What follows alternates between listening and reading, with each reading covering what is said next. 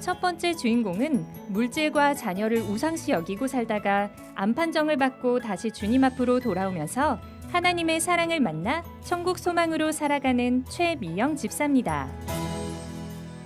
제가 처음 교회에 간 것은 중학교 2학년 때 동네 친구들과 노는 것이 좋아서 친구들 다니는 교회에 그저 재미삼아 다녔던 것 같습니다.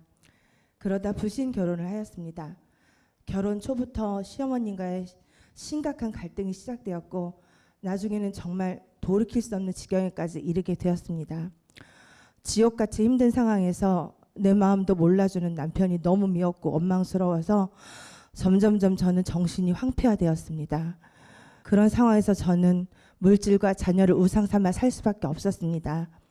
돈 많이 벌어서 집 사고 평수 늘리고 자녀들 좋은 대학에 보내서 성공시키겠다는 그 두 가지 목표로 교회와는 점점점 멀어졌습니다.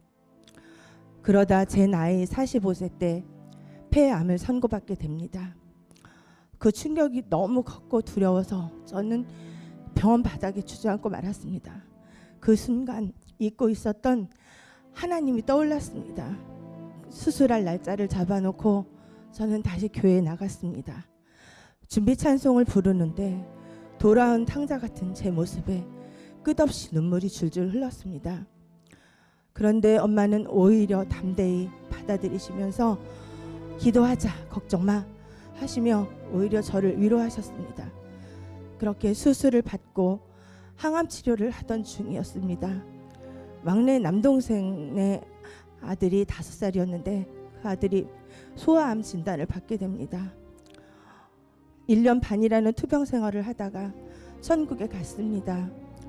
그때 저와 저희 가족은 하나님을 원망하였습니다.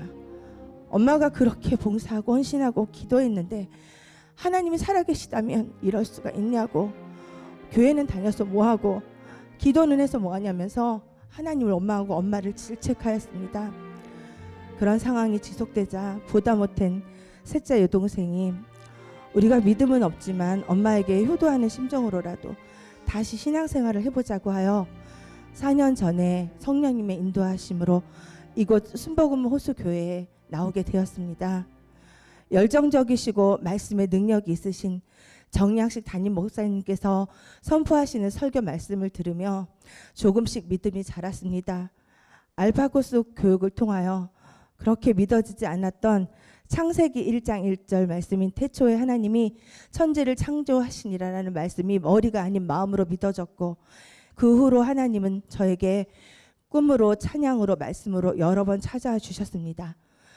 미국에 살고 있던 둘째 여동생이 갑작스럽게 암 선고를 받고 귀국하였습니다. 7번이나 되는 수술을 하고 중환자실과 수술실을 반복적으로 왔다 갔다 하며 엄청난 고난을 받다가 4개월 만에 천국에 갔습니다. 이때 저희 가족의 고통은 이루 말할 수가 없었는데 그 와중에 설상가상 저에게도 또다시 질병이 찾아왔습니다. 이때 저는 비로소 하나님 앞에 엎드렸습니다. 하나님, 저는 이제 재물을 할 수 있는 게 아무것도 없습니다. 아무 생각도 할 수 없고 방법도 모르겠습니다. 그동안 하나님의 뜻대로 살지 못했던 저를 용서해 주시고 하나님 살려주세요 라면서 저는 눈물로 회개하였습니다. 그러자 하나님께서는 한 번도 저를 떠나진 적이 없었으며 오랫동안 돌아오기를 기다리셨다고 저를 깨닫게 해주셨습니다.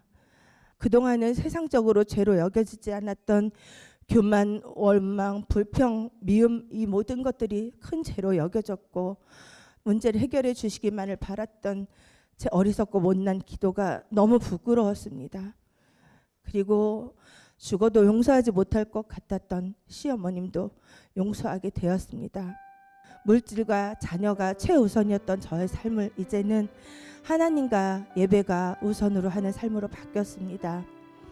최근 1:1 양육을 통하여 고난을 구속사로 말씀을 해석하는 것을 깨달으며 진정한 축복은 나의 영혼의 구원임을 깨달았습니다. 깨닫고 보니 내 남편, 자녀, 가족들의 영혼 구원에 마음이 절절해졌고 급해졌습니다. 그래서 앞으로는 엄마와 더불어 정말 가족들의 구원을 위하여 기도를 열심히 하겠습니다. 예수님께서 혈루증을 앓는 여인에게 딸아 내 믿음이 너를 구원하였으니 평안히 가라 하신 말씀처럼 저는 이미 치료받은 줄 믿습니다. 비록 부족하고 미약한 간증이지만 하나님께 모든 영광 올려드립니다. 감사합니다.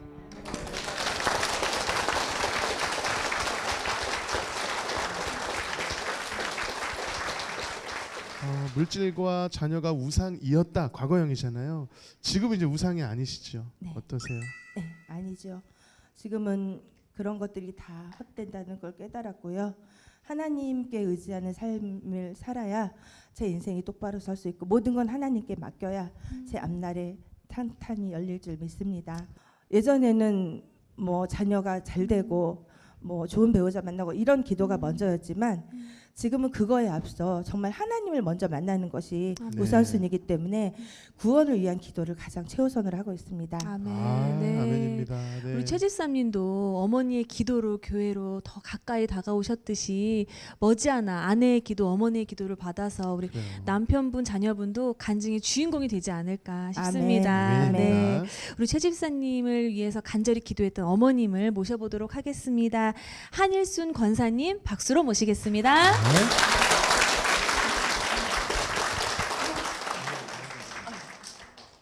네, 권사님, 네, 따님의 간증을 들으셨는데 곧 권사님의 간증이기도 할 것 같아요. 네, 간증 들으시면서 어떻게 들으셨는지 은혜를 좀 나눠주시죠. 네. 그냥 평탄하게 왔으면 더 좋았을 텐데 몸이 너무 아파가지고 돌아와서 마음이 너무 아프고 지가 간증을 하면서도 제 마음이 얼마나 아플 텐데 담담하게 이렇게 간증을 하니까 제가 정말 든든하네요. 오히려 자녀가 이렇게 믿음으로 바로 선 것을 지 입술로 고백하니까 아 정말 이제는 마음 놓고 제 자녀들 남편 위해서 기도하는 것이 응답될 걸 옆에서 기도를 좀 후원해 주면 되겠구나 그런 생각이 들고 이제 완치 판정을 받고 하나님 나라 영광을 위해서 이 딸을 귀하게 아버지가 써 주시리라 믿고 감사밖에 없습니다. 감사합니다. 네.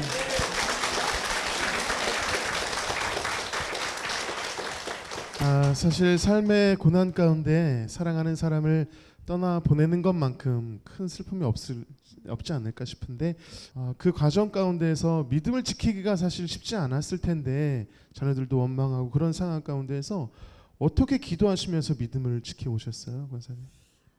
그래도 하나님이 저를 불쌍히 여겨주시고 남들이 보면 미쳤다 할 정도로 교회를 그렇게 갔어요. 하루도 쉬지 않고 오직 나는 살 길이 하나님밖에 없고 하나님이 어떤 뜻이 있어서 저희 가정에서 이렇게 아이를 먼저 데려가셨는지는 제가 알 바가 없잖아요. 하나님께 맡기는 길밖에. 자녀도 아버지가 원해서 불러가셨으리라. 그러면서 담대한 마음을 그냥 제가 다지고 그래도 손주가 가고 자녀가 가도 원망하지 않았습니다. 정말 하나님은 원망하지 않았습니다. 기도밖에 할 수가 없었고 원망은 그래도 하지 않고 슬픔은 많지만 교회에 오면은 사람들이 정신없이 웃는 거 보고 그래요. 권사님은 어떻게 이렇게 웃고만 사냐고. 근데 하나님 은혜로 살았기 때문에 그렇게 산 줄 믿습니다. 아멘입니다. 네. 이렇게 또 어머니의 기도가 있었기 때문에 우리 최 집사님 여기서 간증의 주인공이 되시고 또 앞날을 기대하게 하는 것 같습니다. 네. 우리 권사님께서 말씀하신 것처럼 너무 큰 아픔이고 슬픔이지만 웃을 수 있는 건 주님께서 동행하시기에 그곳이 천국이 될 줄로 믿습니다. 천국에 소망이 있기 때문에 또 찬양할 수 있고 기도할 수 있고 웃을 수 있는 줄 믿습니다. 아멘. 너무 큰 은혜와 감동을 받는데요. 앞으로도 어디에 계시든 무엇을 하시든 그곳이 천국으로 만드는 우리 두 분 되실 수 있도록 여러분 힘찬 축복의 박수 부탁드리겠습니다.